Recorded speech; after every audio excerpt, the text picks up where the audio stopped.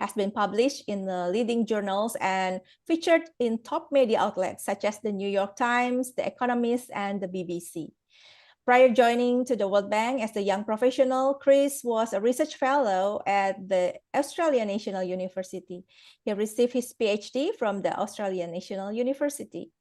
As Mbak Lydia mentioned before, that our speakers will present the paper around 30 to 40 minutes, and then will be continued by Q&A.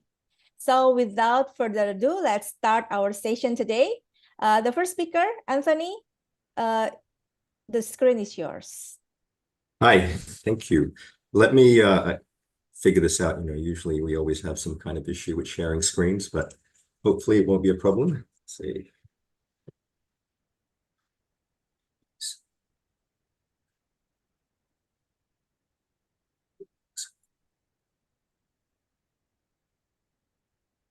Here we go.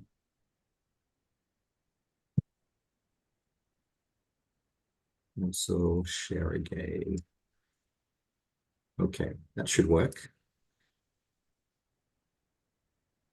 Can you guys see my full screen, not just presenter mode? Okay, perfect. All right, well, let's get right into it. So thank you very much for having us here today to discuss our recent research paper. We're quite excited. I've been here now in Indonesia working for about 4.5 years on this portfolio. And so it's great to engage with the more general public, I guess, on some of these policy issues that are very important to the country. So today's discussion will be on this paper titled Revealing Tax Evasion, Experimental Evidence from a Representative Survey of Indonesian Firms. And I'm here, as Christine had mentioned, with my co-authors, Filip Jolevski and Christopher Hoy. Now, I guess jumping right into it, what is this paper about? The main question that we ask in this paper is, what is the incidence of tax evasion among firms in Indonesia? And we can also, as a subsequent question, then dig a little bit deeper into what are the characteristics of businesses for which tax evasion is more prevalent. We use a couple of quite I guess, unique and particularly valuable methods to attack this question. Firstly, we take advantage of a nationally representative survey of about 3,000 Indonesian businesses. This is nationally representative for formal firms, but we can get into that later. And we employ a double list experiment, which is an innovative way of trying to capture its responses from the survey sample, responses of the type that perhaps usually firms may not be willing or wanting or willing to be honest about. The main results that we get are that around 1/4 of businesses indirectly admit to not paying their full taxes, so essentially evading taxation. And when we look at some of the kind of the breakdowns of the sample, we identified that this effect is most significant amongst firms that don't export, firms that face higher informal sector competition, and firms that consider tax administration to be a major obstacle. Okay, but before we get into the specific study, maybe a little bit of background on the broader policy and fiscal context in Indonesia. So I guess most of us who are following public policy in Indonesia would be aware that Indonesia's revenue mobilization lags many comparable countries. Here are a couple charts. The data might be a little bit old, maybe a couple of years old now, but essentially, if you look at this, the first chart shows Indonesia compared to several countries, maybe about 100 countries in there, or close to 100 countries. And Indonesia's revenue to GDP ratio is very low. It's one of the lowest amongst them. And even if we look at even if we look regionally amongst some East and Southeast Asian countries, we find Indonesia again is one of the lowest in the region in terms of the revenues that it collects as a share of its GDP. So this is quite a problem because you need revenues to be able to develop your economy. The government needs revenues to be able to spend on development priorities. Now, that's a revenue question. If we look specifically at taxation, we find that, sorry, let me just fill out that slide. There we go. If we look specifically at taxation, we can cut it from a few different angles, but if we do a stochastic frontier analysis, which is some internal work we've done at the World Bank, we can see that there is a significant gap, estimated gap between what Indonesia ought to be able to collect in terms of its total potential tax collections and the actual tax collections that we see in the country. So that gap is foregone revenue, right? And as a result, it's really important for us to understand why does that gap exist and how can the government try to better capture that revenue so it can then fund its priorities. So a little bit more background. This first point just reiterates what I've been saying. Tax evasion by firms, sorry, this point is slightly different one, a bit more of a general point globally, that tax evasion by firms is a major obstacle to getting out of the middle income trap, to getting the revenue that you need to spend on your development priorities and then escape the middle income trap. Measuring tax evasion, however, is challenging, right? Administrative data with cross-validation from third-party data is costly and prone to misreporting. A lot of I guess, as we were saying before, people reporting on their own taxes isn't necessarily always accurate, and there are reasons and incentives for not accurately reporting your taxes. Also, direct measurements with survey data is challenging, of course. Moreover, there is some evidence of tax evasion in Indonesia, but the extent or the incidence has to date been a little bit unclear, or maybe even very unclear. There was a study maybe about 20 years ago now, so in the early 2000s, which talked a little bit about this and based some of its work on another study as well, which essentially identified that very few firms were really paying all the taxes that they ought to pay, and many were reporting zero income. Now, this is a long time ago. There have been improvements in tax administration since that time, but it gives you a sense of the broader context of tax compliance in a country, in a developing country. More recent work within the World Bank, which will be published most likely later this year, looks at specifically the CIT and the VAT, that is the corporate income tax and the value-added tax in Indonesia, and tries to estimate how much of the tax revenue is lost because of gaps in compliance.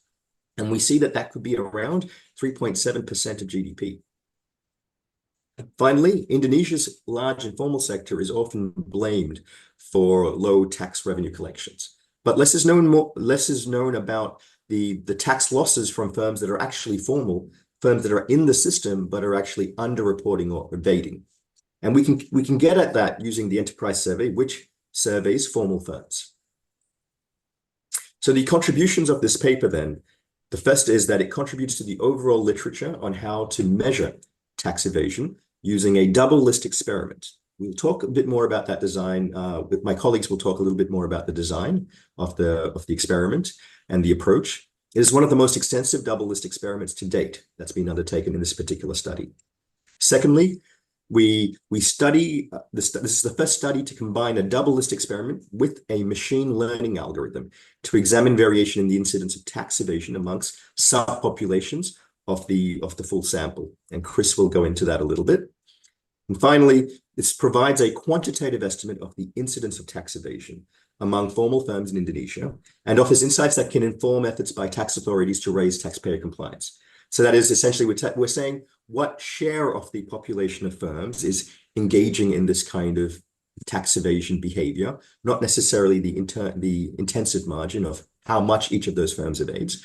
And then we do look again at the subpopulations to try and identify which are the kind of firms that are actually doing this behavior the most.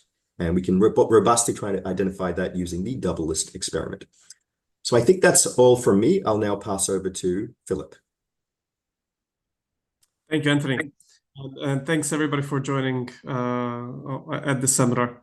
So what I will do now is I will discuss the data that we're using and the setup that we have for the experiment. I will walk you through how we are actually collecting this data. As Anthony mentioned, collecting data on sensitive matters is quite difficult. So that's why we have this collaboration. I'm based in Washington as part of the research department that specializes in data collection on the private sector. So we will look at now in terms of how we approach this so that we can actually answer this question that Anthony put up front, which is to what share of businesses are actually evading taxes and how, and I will walk you through why we're using a double listing experiment and the robustness in our results. So if we go to the next slide, please. So the main challenge is, how do we estimate something that's quite sensitive, in this case, illegal behavior of tax evasion, right? If it's another form of a non-sensitive question, we generally would ask the top manager, do you engage in or does the business have a certain type that we are interested in, certain thing that we're interested in? For example, does the business have a bank account? That's something that's non-sensitive that we can ask for anybody. But asking whether somebody's not paying the taxes they owe is quite sensitive. The respondent will not want to say it. We also don't want to be custodians of data of who is doing something illegal, even assuming if they want to say it. That's why we use an indirect response approach. Basically, the respondents are not aware exactly what we are asking. We are not asking for specificity in terms of which statements are true for them. I'll walk through in a little bit how the experiment is set up. But it comes from a long range of literature started by Obeyesekere and Federer, and the double listing experiment by Blair and Mai, that basically allows respondents to indirectly reveal their sensitive approaches. And this approach, by the way, has been used for many different things like racism, unsafe sexual behavior, cheating on partners, so on and so forth. We are applying it for the first time on businesses using a double listing experiment on a nationally representative survey. Now, like I mentioned, this experiment was embedded in the World Bank Enterprise Survey in Indonesia in 2023 that we collected, which, for those of you that may not be aware, it's a standard product of the World Bank that's done periodically. And going forward will be every 3 years. That's administered with top managers and business owners. The data is publicly available on the World Bank Enterprise Surveys website, and anybody can download and use the data, including the responses to the experiment. So the approach that we use is basically, we take all the respondents in our sample, which is close to 3,000, and we randomly assign them into 2 groups. And each group is presented with a list of statements in 2 different occasions. For simplicity, I will start with one occasion where a control group is presented with 3 statements and a treatment group would be presented with 4 statements. The respondents are asked to indicate how many of the statements are true for them, not which ones. So the statements are not read out loud, they're translated in Bahasa Indonesian, and the tablets are handed over to respondents where they get to read the statements and tell to the interviewer how many of the statements are true for them. It's important that we don't ask for specifically which ones, only for the number, and I will walk through the logic behind this and how this helps us to come up with the estimates that we're looking for. The average difference between the number of true statements between the control and the treatment is actually what we are trying to measure, which is the incident. And then in the approach that our colleague Chris will walk us through, is we use machine learning to identify heterogeneities in the different types of businesses that may be engaging in this type of behavior. So let's go to the next slide, and let's look at how the experiment, the lists are set up, and you guys will be able to see the statements. So remember that we are asking how many of the statements are true, not which ones. And like I said, okay, yeah, that's fine here. So let's focus only on the first row, which is this list 1 that you can see. Now you see that there's 2 buckets. There's a group A and a group B. So for the time being, please just ignore the list 2, and I will get into that later. But if you look at the first row of this slide, which is list 1, group A for the first listing experiment is considered a control, and they're presented with the following 3 statements.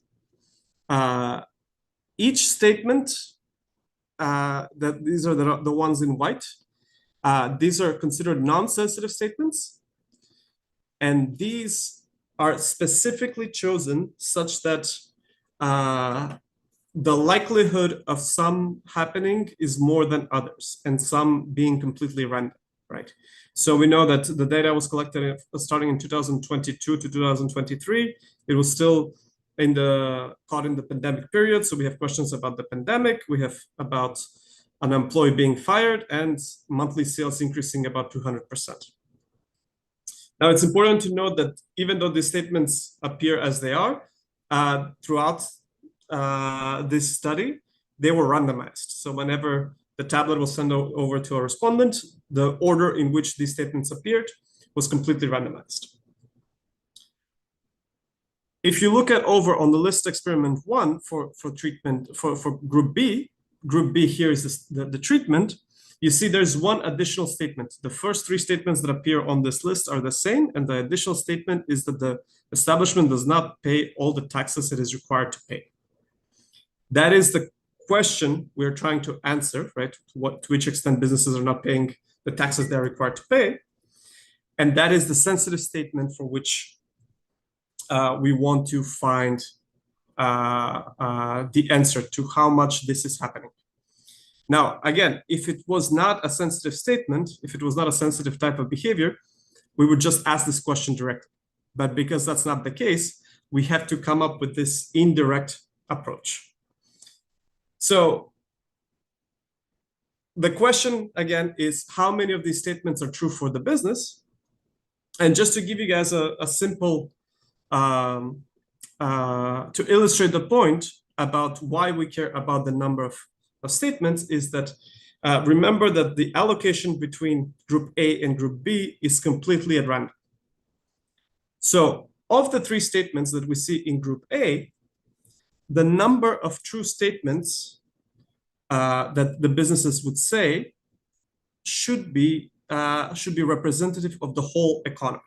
So for example, if only one statement is true on average in group A, we know that based on the statistical power of the size of the sample that we have, that is that of these 3 statements, only one appears to be true.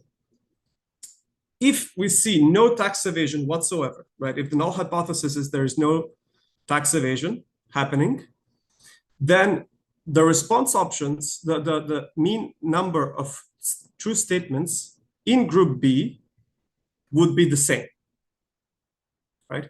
Because if for nobody, the sensitive statement of the business does not pay all the taxes it's required to pay, if that is not true for anybody, then you will see the exact same mean number of responses.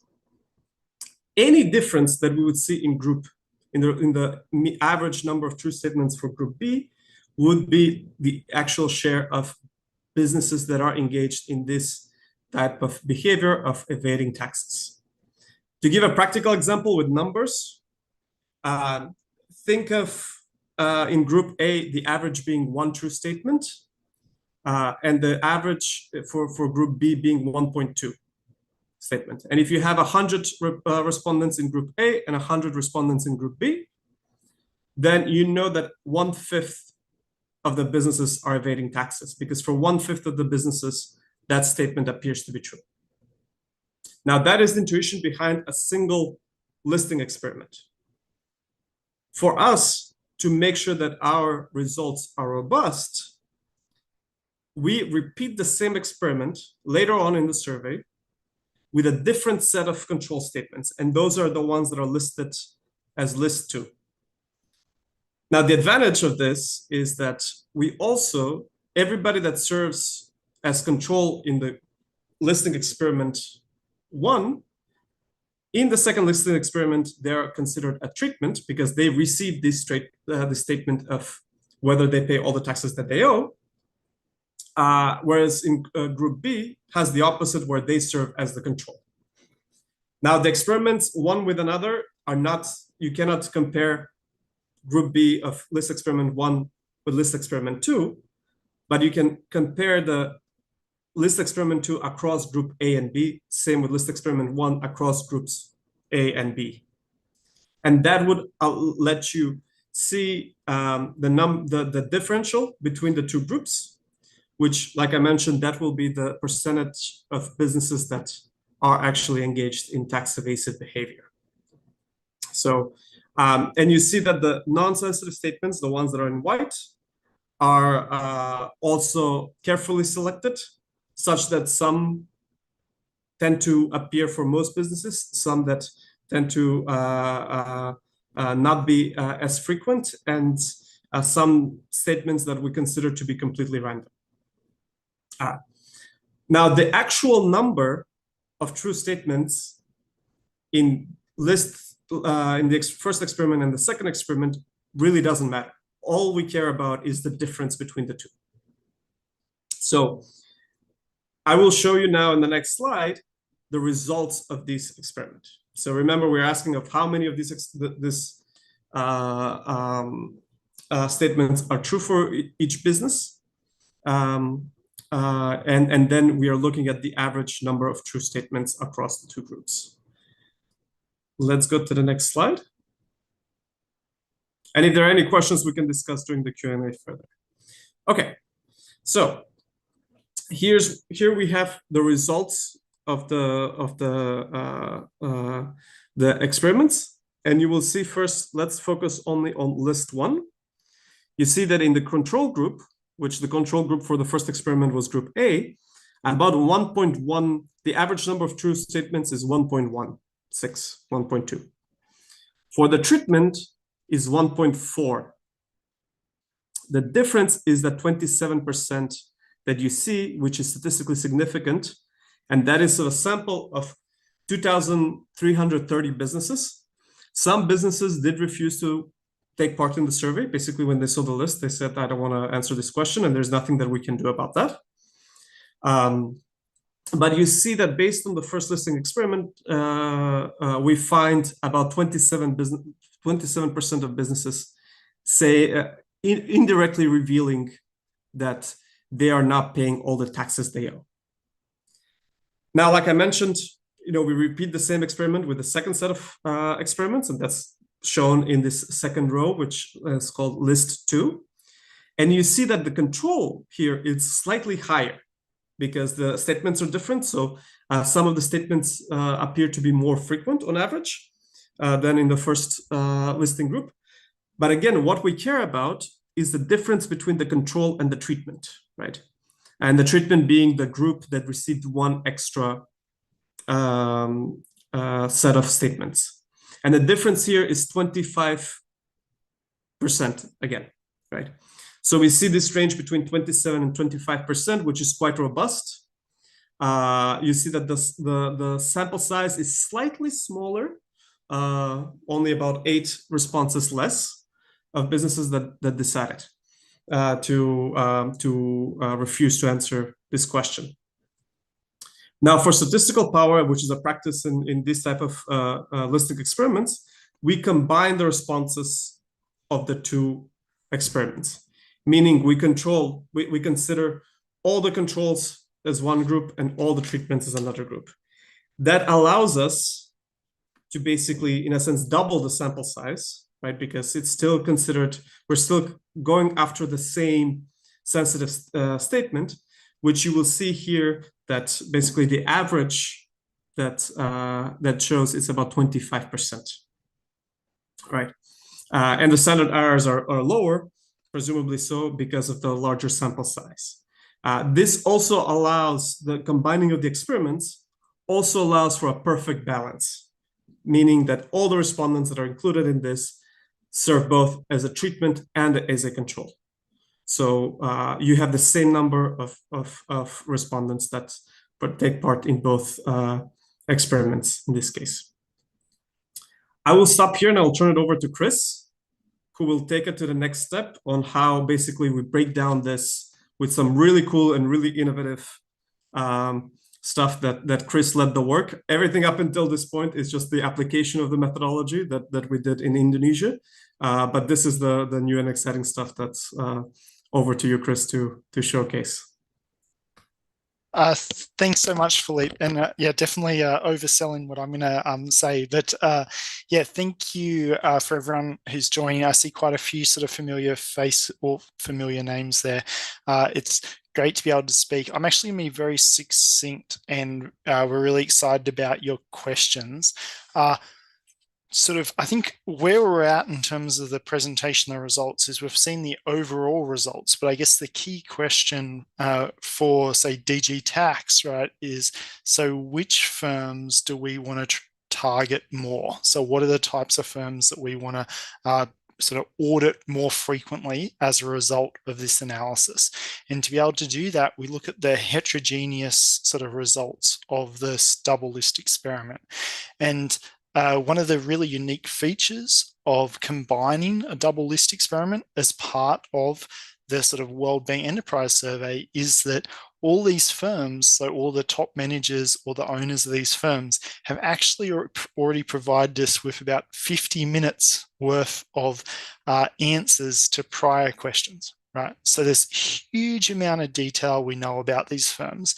And the sort of real question is, among all these huge number of dimensions, right? So almost 100 potential dimensions from, you know, which sector they're operating in to what their location is. You know, have they sort of been audited by DG tax before? Yeah, do they export or not? Sort of what's their experience in terms of corruption, right? What's their sort of processing times for, say, a business license? So think of all this background information that we have about these firms. The question is, among these, where do we see the greatest variation in terms of tax evasion? And the way how we go about doing this is using a machine learning technique that effectively examines heterogeneity for every single one of these dimensions, right? And then compares them and puts them on a scale from 0 to 1, so that in total they add up to 1. And that allows us to be able to see, among all these large number of dimensions, where is the greatest degree of sort of variation, right, in tax evasion.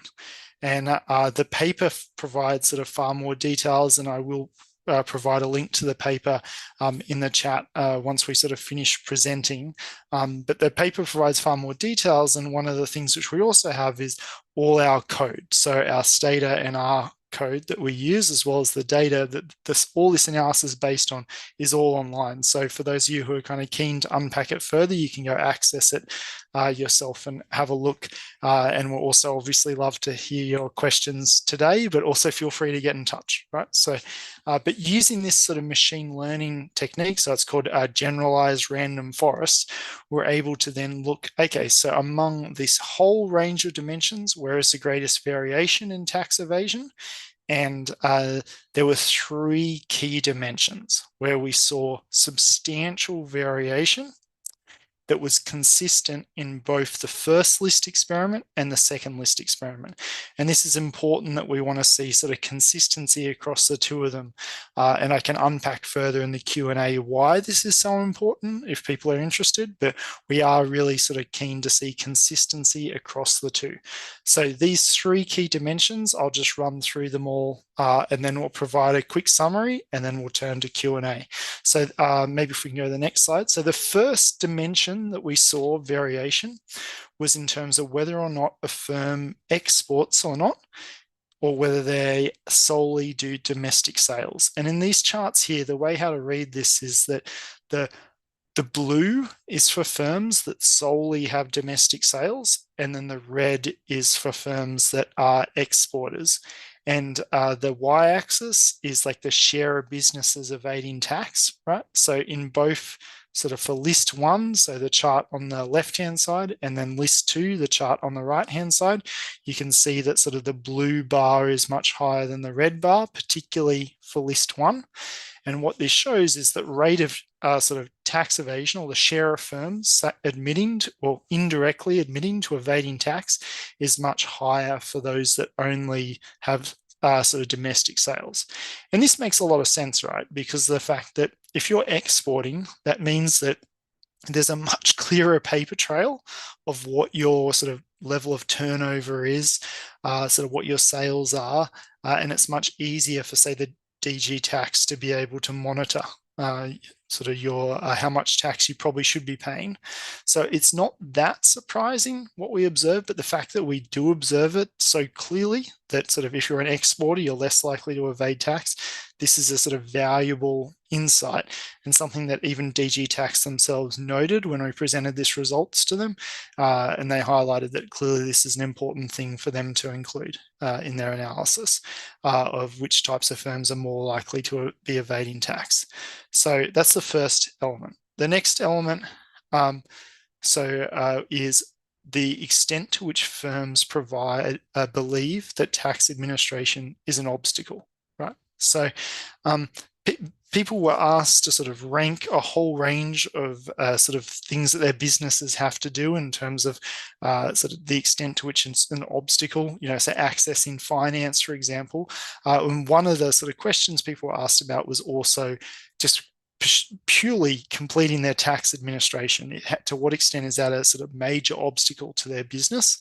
And we see that for a non-trivial share of firms, they find it a major obstacle. And among those firms, they're far more likely to be evading tax. And you can see this again in this charts here, whereby the sort of the blue represents the firms that say that tax administration is a major obstacle, and the red is the sort of firms that say that tax administration isn't a major obstacle.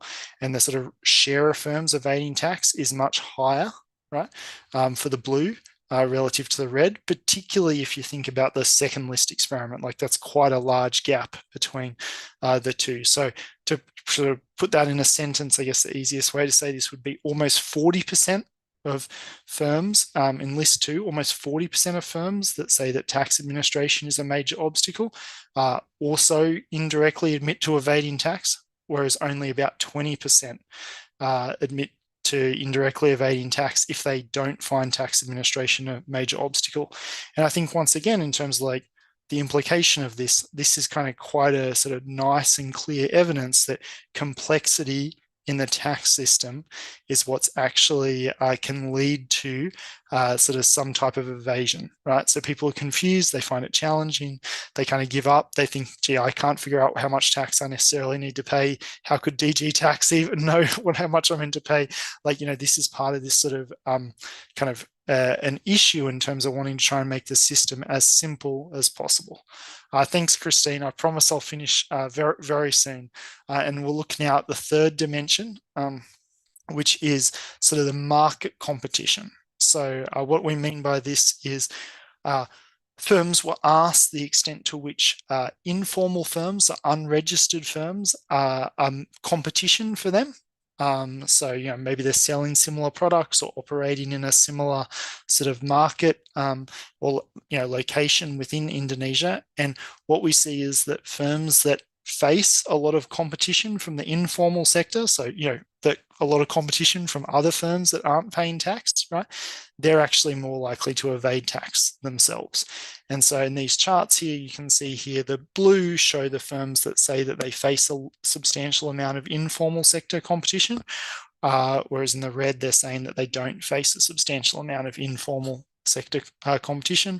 Once again, the blue dots are higher than the red dots. We kind of, in the paper, we have more sort of rigorous sort of statistical analysis of this, but I think like it's just valuable to see this visually.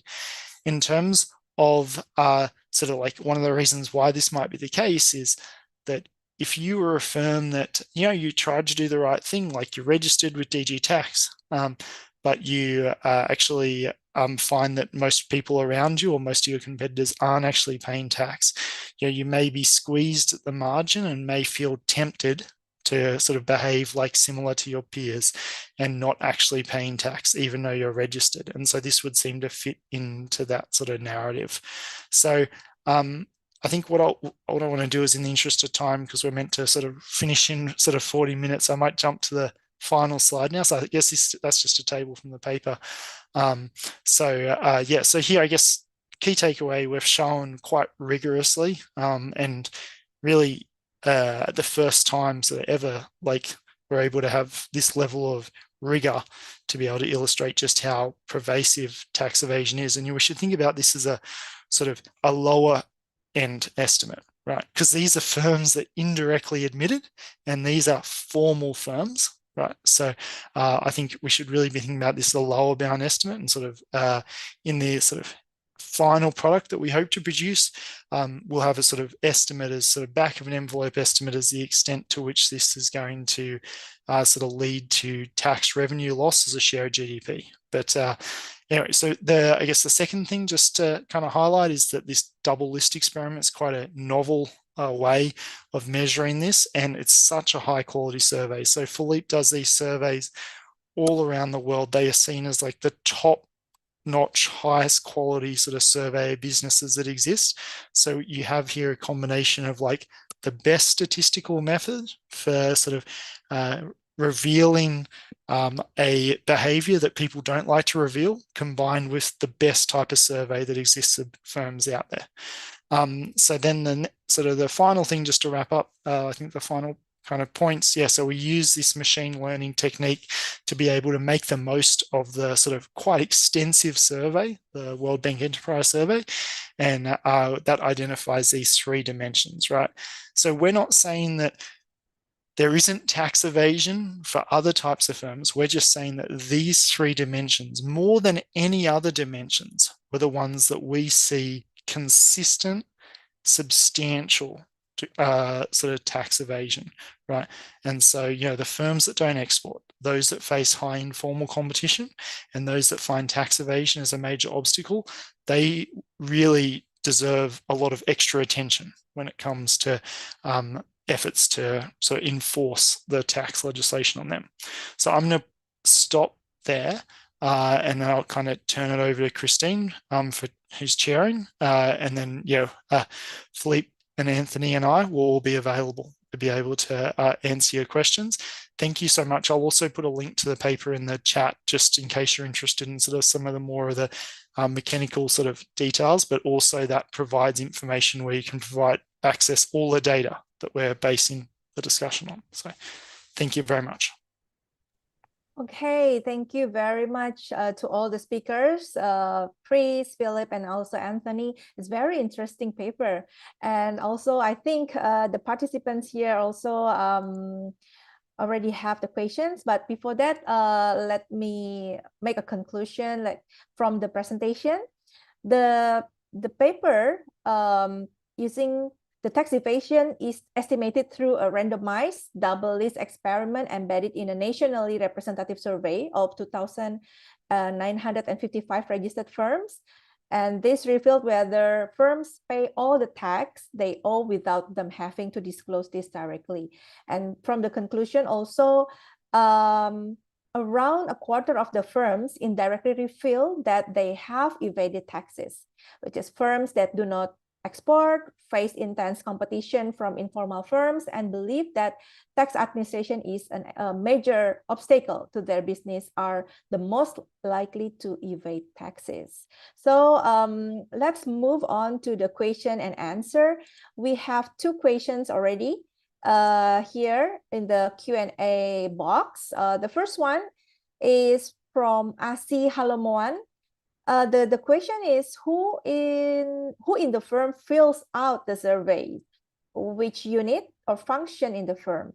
How do you ensure the person filling out the survey knows fully about the firm activities? Yes, who wants to answer this question? Filip, you're muted. Apologies, can you hear me now? Yes. Okay, I will take this answer as the survey expert in the team. So yes, so I didn't spend too much time talking about the enterprise survey. Maybe I should have. Yes. So the enterprise survey are a standard product of the World Bank. They are an administrative survey. So, and it's always done with the top manager or the business owner of the business. So it's not filled out survey, but it's rather administered. So there's we always hire a private survey agency that goes there and administers the survey face to face.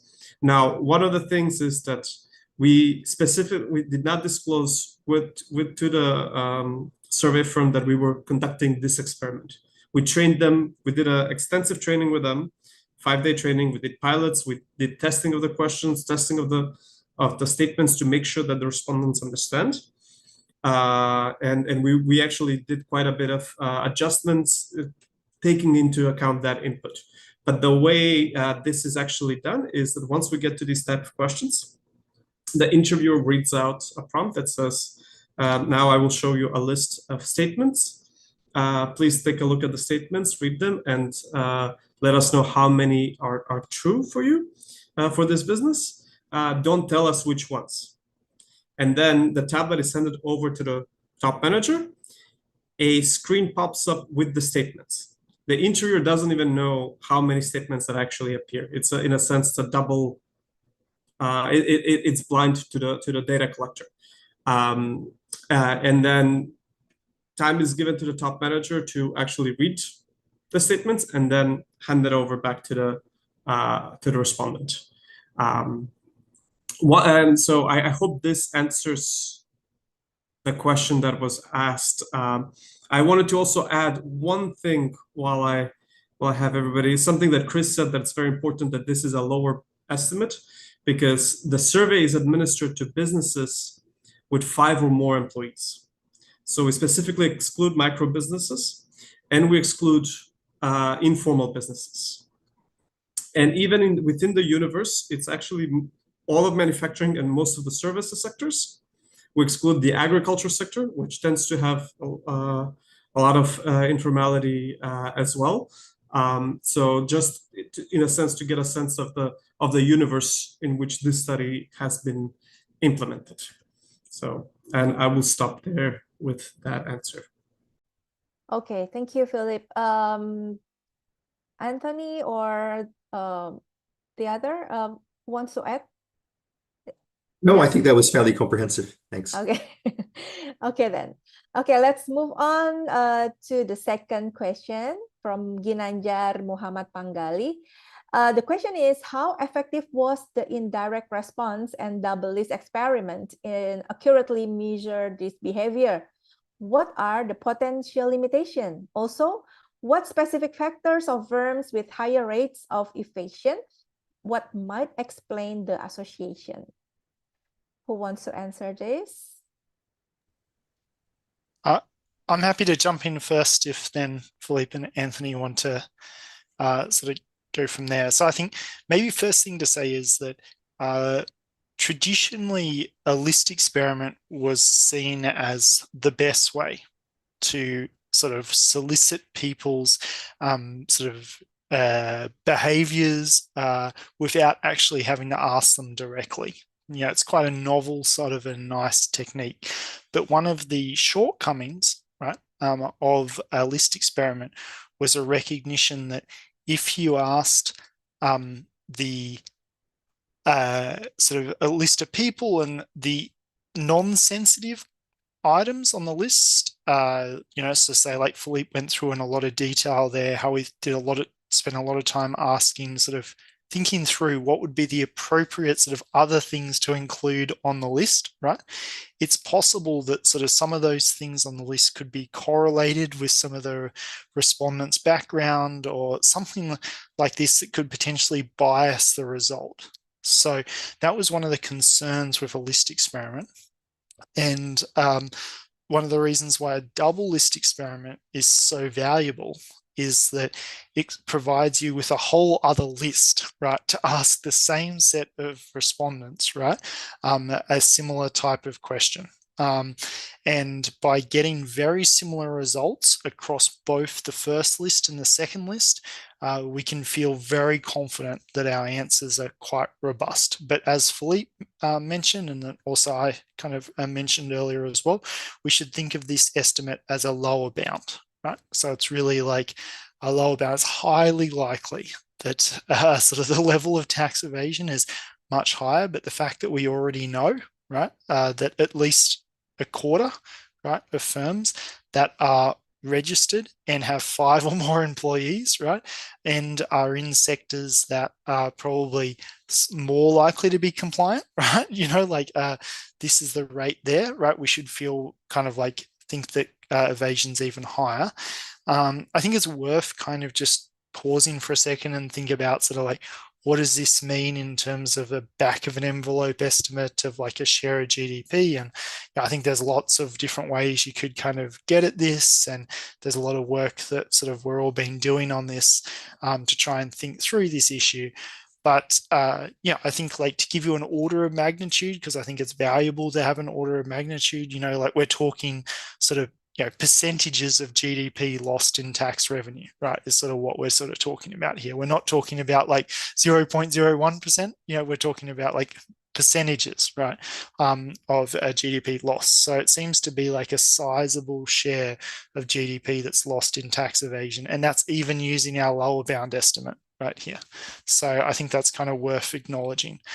In terms of the different characteristics and why they might be sort of associated with sort of higher rates of tax evasion, I think I kind of touched on that before, but I'll just recap, which is sort of, you know, if you don't export, there's less of a paper trail. So you might think, okay, it's going to be harder for the DG tax to really know how much I'm sort of earning, right? So it's going to be easier for me to underreport or maybe not even report at all, right? If you find tax administration to be an obstacle, you know, you probably can make a series of assumptions, favorable assumptions about what your tax liability is.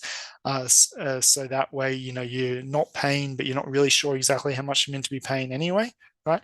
The sort of point there on the informal sector competition, well, you know, if most of the firms like you aren't paying tax, that's kind of reason to think there's like this negative peer effect and you're less likely to pay tax as well.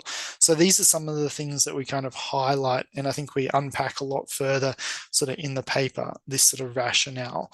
We're not saying that other types of characteristics aren't important. We're just saying that these three types of characteristics stood out as the area in which there was the greatest degree of variation. Maybe I'll pause now and say if you know, Anthony or Filip would like to add anything. So.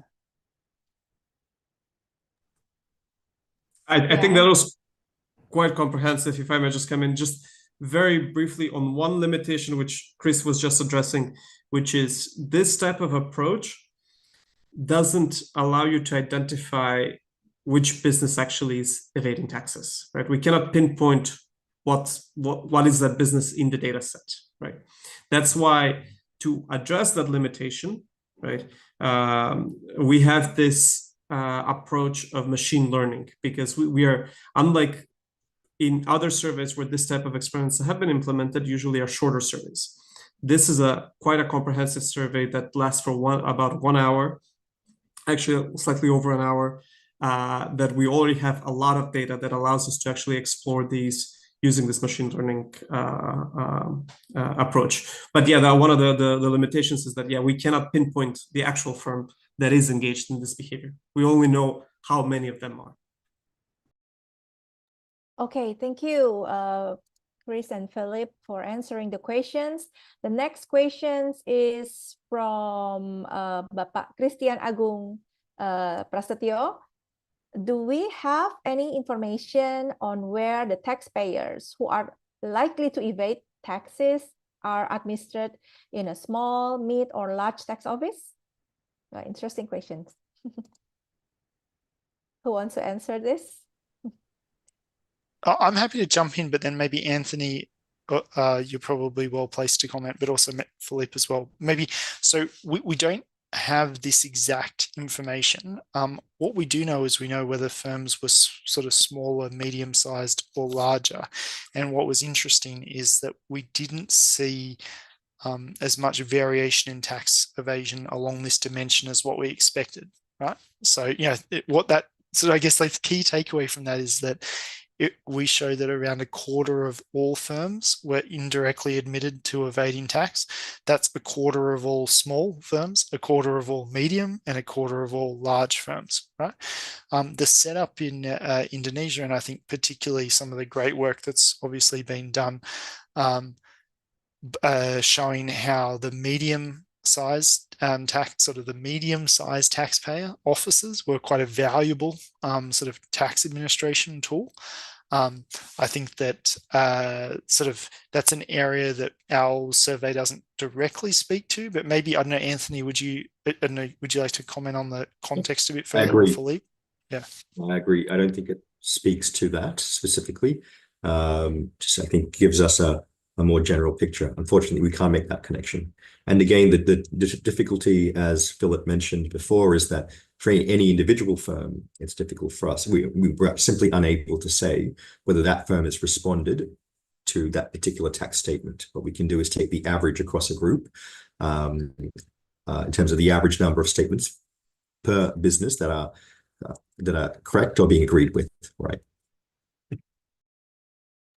Okay, hopefully it can answer the questions. And then the next question is from Bapak Wan Juli. The question is, if you are told that during the tax audit, the tax auditors also force a wrong or inappropriate correction, and this forces the taxpayer to keep some allowance to cover the forced correction, will your conclusion be the same? Want to answer this? Sorry, I didn't really understand. Could you repeat? What's the force correction? Okay. If you are told that during the tax audit, the tax auditors also force a wrong or inappropriate correction, and this forces the taxpayers to keep some allowance to cover the forced correction, will your conclusion be the same? Maybe Bapak Wan Juli, do you want to speak directly? Mbak Lydia, maybe you can unmute Bapak Wan Juli to make it clear the questions. Hi, Bapak. Yeah, Pak Wan Juli. Morning. Good morning, Ibu. Yes. Hi, good morning, Pak Wan Juli. Yes, you can speak directly to the presenters, please. Thank you. Thank you for the opportunity. Because the research question was related to whether the taxpayers are, they tend to evade the tax. Then I would like to mention about the precedents or the trigger point on why the taxpayer behave like that. And so, if, for example, but the statement starts with if, so it does not necessarily mean that this will happen in any tax audit, but yeah, it is. It can be. It can happen a lot. Now, for example, during the tax audit, the tax auditors, because of their authority, they force a wrong or inappropriate correction, meaning that they propose to add the tax, but the correction is not correct in some way. And why we say that it is incorrect? Because the statistics shows that in the tax dispute, lots of the correction are won by the tax payer rather than the decision is not rectified. The decision does not rectify the conclusion from the tax authority. And so, and in order to overcome this situation, I'm sure that the taxpayer would like to keep some of the allowances, meaning that they tend not to clean up the correction in their tax return, because anyway, during the tax audit, the tax auditor would like to have some correction, regardless whether it is right or wrong. And so, if you know this, then I would like to ask whether your conclusion will be the same, because there is a trigger, meaning that the trigger is not from the tax the trigger is not from the taxpayer that they tend to evade, but it is the situation that forced them to do such thing. Thank you. Thanks, Pat. I guess I'll also give Filip and Chris a chance to respond, but my first reaction to that is that the question that we ask the respondents, right, in the double list experiment is, this establishment does not pay all the taxes it is required to pay. Now, presumably there are more than a couple different ways that that question could be interpreted by a respondent, and it's not within the approach of the the survey implementer to try and explain that question, right, or explain that statement. So there, we should expect there is some variability in the way that respondents interpret what this means to not pay all the taxes you are required to pay. Now, one hypothesis might be that some are holding back, but at the end of the day, maybe they are answering this question based on what is the ultimate outcome after all of that process, for example, right? And do they feel that they have paid all the taxes that are due? There could be other behaviors that lead them to answer slightly differently. But at least from our perspective, it's difficult to, I don't think we can interrogate that from the data available in this survey. Filip, I think you wanted to come in as well. No, that's exactly what I was going to say. So on the implementation side, right, the interviewers are specifically instructed not to provide any clarification to these questions. That's why we underwent extensive training to make sure that, and piloting to make sure that the statements are clear and understandable for all the respondents. So, but any clarifications or any situations like this, usually the interviewers are not allowed to provide any clarifications, and they just expect an answer in terms of the number of true statements. So I don't know to what extent this force correction is actually occurring, but as Anthony said, the double listing experiments, actually the results are quite robust across both. So if it's something that's quite extensive, then we may be picking up some of that effect. But if it's something that occurs to a small fraction of firms, that it shouldn't be, and it may explain some of the differential results between the two experiments. So maybe I can just jump in on this point as well, which is, I think it's definitely an interesting topic that you sort of raise, of this like sort of forced correction. But in this instance, I don't think it's probably driving our overall results. And the reason is because like firms are saying, like respondents are saying themselves, whether or not they're paying everything that they're meant to pay, right? Like, and required to pay. If I withhold something because I think there's going to be a forced correction, and then I do have to pay that back, right? Because DG tax tells me, then I would have paid everything that I was meant to pay, right? So it's just like in the sense that like when they were answering this question, I think this is more like, I don't think that really applies to this forced correction case very much. I think instead it's rather people were asked this sort of question. Now, like, look, at the end of the day, I know that I'm actually underreporting. I'm underreporting my income. I'm overreporting my expenses. However they're sort of approaching it. Maybe they're doing cash, not declaring it. However it is, I think the most people are answering this question saying, yeah, if I'm being honest, I'm not actually paying what I know that I'm meant to pay. So I think that's a sort of even more reason to think what we're presenting here is a lower bound estimate, right? Because there's potentially people out there who are unknowingly evading tax, but these are people who are the respondents that are knowingly saying that they're evading tax, right? So yeah, I tend to agree. If you were to ask me, does that the evidence of some kind of force correction lead us to have kind of lower confidence in this result?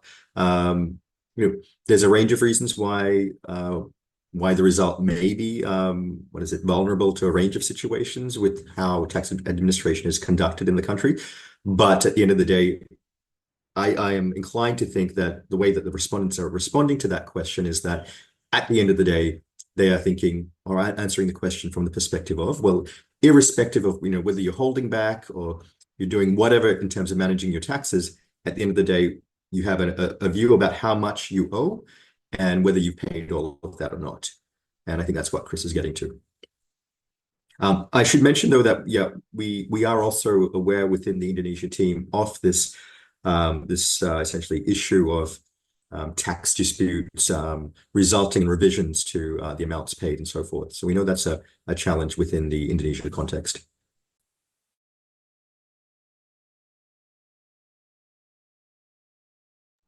Okay. I hope that answers your question, Pak Wan Juli. Pak Wan Juli, are you satisfied with the answer? Yes, thank you so much, Ibu. Okay. Thank you so much. Yes. Okay, let's move on. We still have time. Let's move on to the next question from Alpha.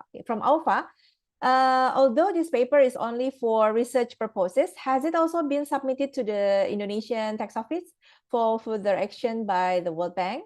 And the second one is, how does tax evasion in Indonesia compare to other countries in the same region? As you mentioned, comparison of the GDP. Yes, who wants to answer this question? Maybe I'll jump in initially since I'm based here in Indonesia. So this paper has been consulted extensively with the tax authorities and the policy authorities within the Ministry of Finance. So we've been having discussions from the very outset of even just designing the enterprise survey and talking about the tax module that was included in the 2023 Indonesia Enterprise Survey, which is actually a first. And I would encourage anyone here who's on this call to explore that data set, which is available to all researchers for free. That is the World Bank Enterprise Survey for 2023 in Indonesia. It has a full tax module on a range of different questions about trust and morale and so forth, about, again, the VAT and the PPN and the PPH, the corporate income tax and the value-added tax. In terms of engagement, I also should mention that the World Bank in Indonesia has been doing extensive work in support of the government, collaborating with the government on tax work. And as I mentioned at the start of the presentation, there are also a few other papers that should be coming out over the next 6 months or so, looking at different aspects of taxation in Indonesia, including one which estimates the tax gaps for the value-added tax and the corporate income tax in Indonesia. So things to look forward to, but definitely we are working very closely with the Indonesian government on these things. Okay, Philip or Chris, do you want to add something? No? Okay. Okay, and then the next question is from Pak Asi Halamuan again. Were the items in the list presented in a randomized format? Also, what is the reason to conduct this experiment in Indonesia? Is there a similar experiment done in a developed country? And what is the result? So I can take 2 of the 3 questions. Thank you, Asi, for the great question. Yes, the the items were randomized in both control and treatment in both a set of experiments. And if you would like, I think the data is published also with the order of which the statements appeared. So if you want to look at any of that analysis, that can be done. We didn't explore that, but that data is also publicly available. And whether we have done this experiment in a developed economy, there are other papers that Chris may know that have done, but it's a single listing experiment from my knowledge. There have not been a double listing experiment. But we are actually, this paper has prompted some discussions now with other parts of the bank that we are exploring to see where else can we do something similar. As you guys know, we tend to work only in developing economies and only at request in developed economies. So that's why it's limited to this. And this is the first time actually that this type of experiment has been done as part of the enterprise survey. As to the why, I'll let Anthony and Chris provide the answer on why we chose Indonesia for this experiment. Yes, Anthony or Chris? Chris, go ahead if you'd like. Well, maybe I was going to make the comment on, how does this compare to other countries? Look, I think the reality is we just don't have this rigorous analysis done, right, in other countries. So we can't make a direct comparison. So that's, I guess, the first thing I'd say.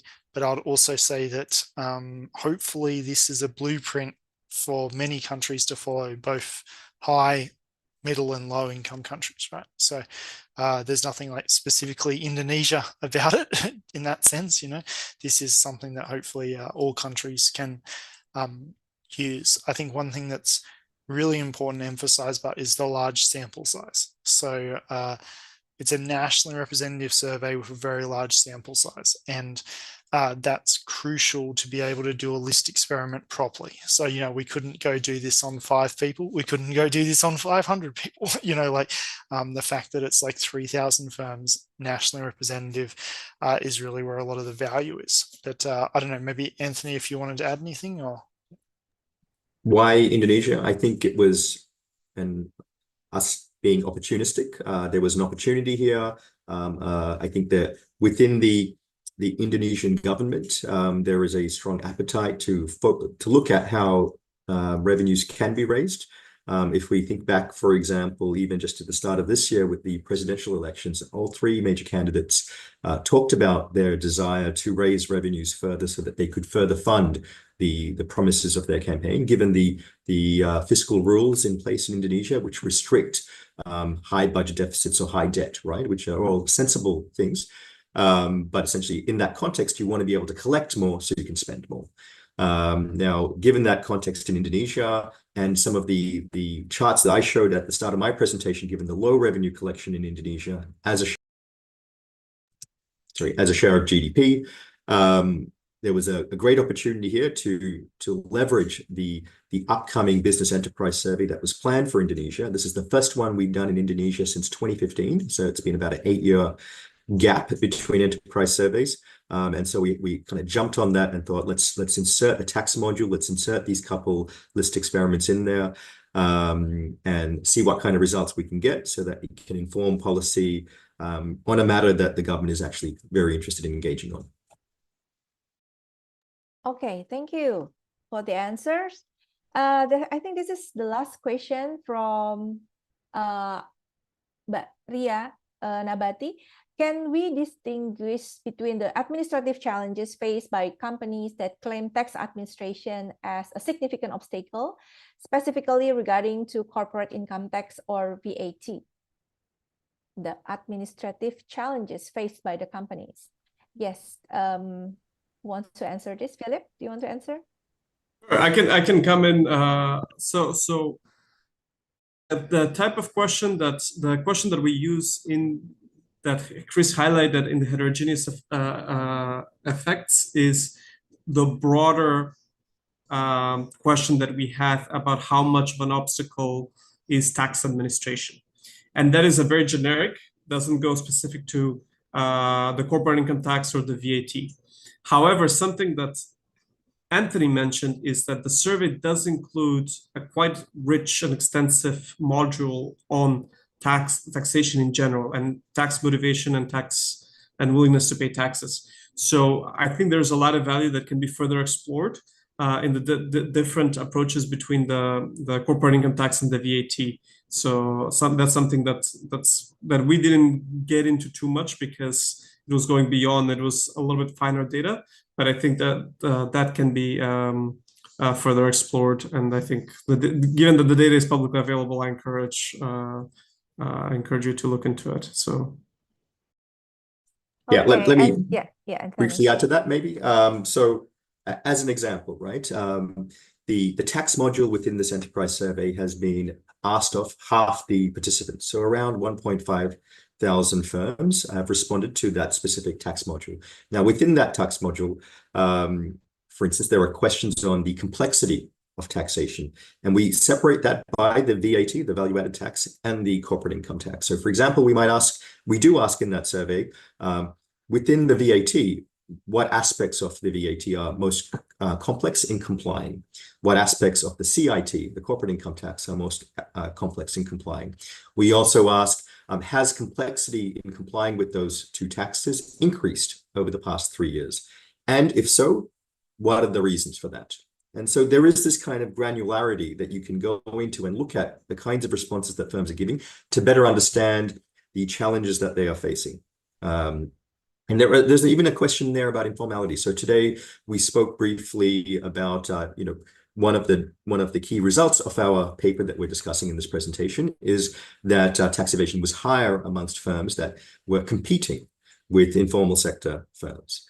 or felt that they were competing with informal sector firms. Now, within the enterprise survey, there is a question specifically in there that says, are you competing with informal sector firms? And secondly, there is another follow-up question which says, is taxation, I think it's worded this way, is taxation the main reason why your competitors remain informal or unregistered? So again, gives you this kind of level of granularity that to questions that we don't have answers to more generally outside of this survey. So it's I think, a very useful, rich survey for people in the seminar and other public policy practitioners in Indonesia to explore.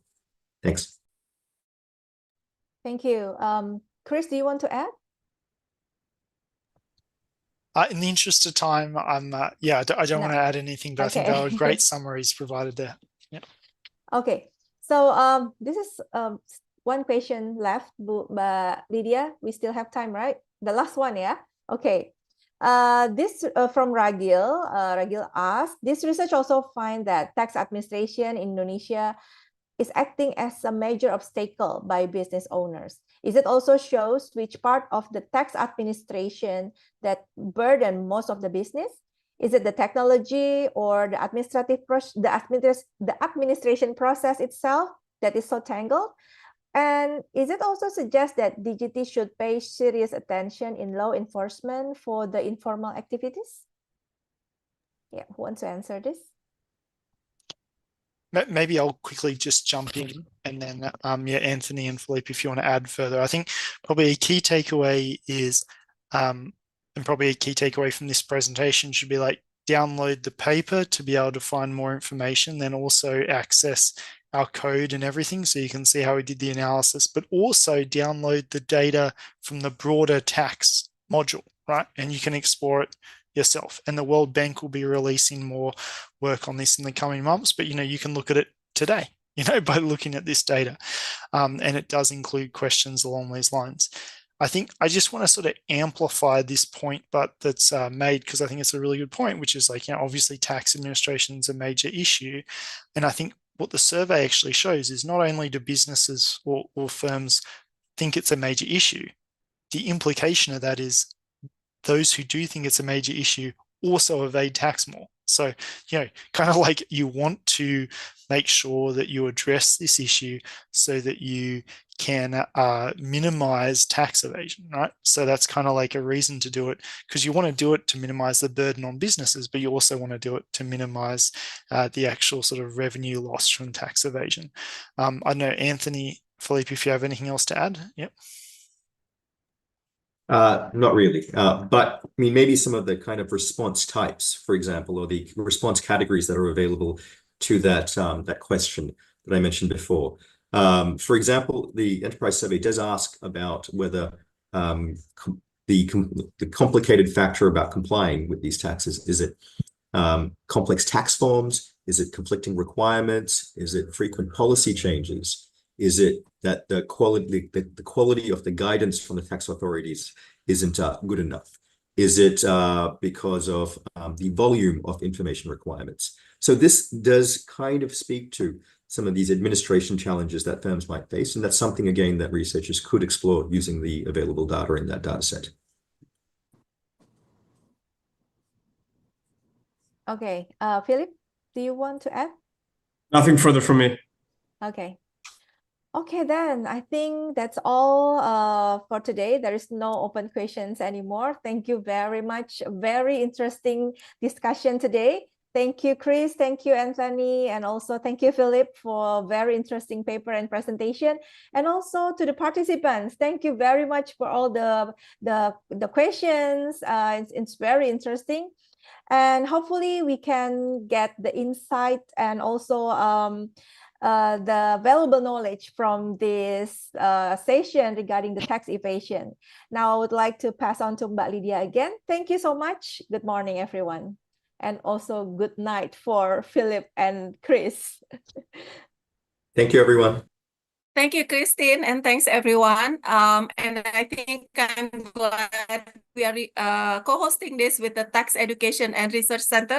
Looking forward for researchers in Indonesia to take advantage of all the data that has been made public from this survey. So thanks again, everyone, and follow our events. The next one will be on the 10th, on Thursday, I think, which will be reviewing 10 years of Village Fund in Indonesia, 10 years of Dana Desa.